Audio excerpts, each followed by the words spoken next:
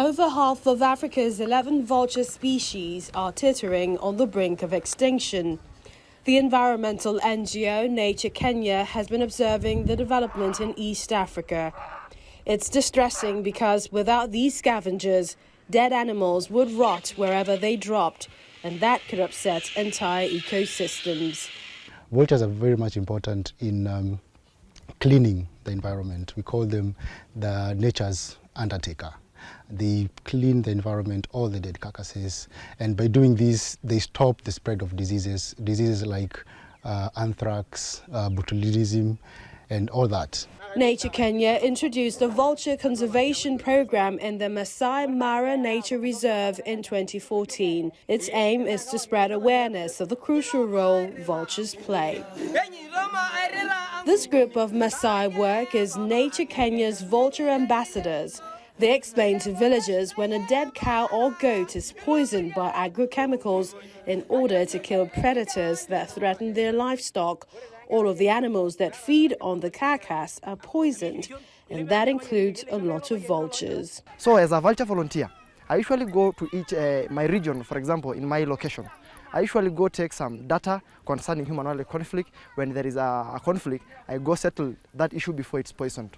We actually sometimes take the carcasses of those let's say killed animals, and we put them aside, and you can actually talk to the owner of the animal not to poison it. Yeah. Support from villagers and their leaders is key to the NGO's campaign. The assistant chief of one village tells us that battles between humans and animals are an ongoing issue in the Talek area. There is a lot of conflict. Animals are being killed by lions, hyenas, or leopards. And people are also getting killed by elephants, buffaloes, and lions. That danger presents a serious challenge for us. We have a conflict incident every day. But too often, the main victims of these conflicts are vultures, and that's the environmentalists' message. To put an end to the agonizing deaths, Nature Kenya also cooperates with the Mara Reserve's rangers. I think the biggest challenge is in the issue of reporting, like cases of poisoning. We normally don't get a lot of reports from the community because they know that it's a crime, and so a lot of these cases go unreported.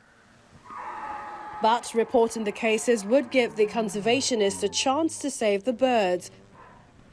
That's why keeping communication channels open is important. The approaches we use are basically talking. We discuss because we don't assume that they don't know. They know something. So what we do is to add on whatever they know and basically to create awareness. Also supported by BirdLife International, the program is focused mainly on East Africa because that's where vulture death rates are especially high.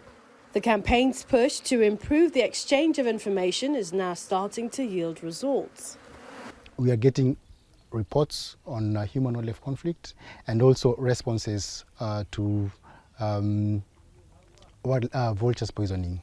And by this, some vultures have been saved because there is poisoning response protocol that is being followed in case of any wildlife poisoning incident. This year, an international initiative was launched with the goal of reducing vulture mortality in Africa by 50% within the next decade. But for it to work, it's vital that the local communities are also on board.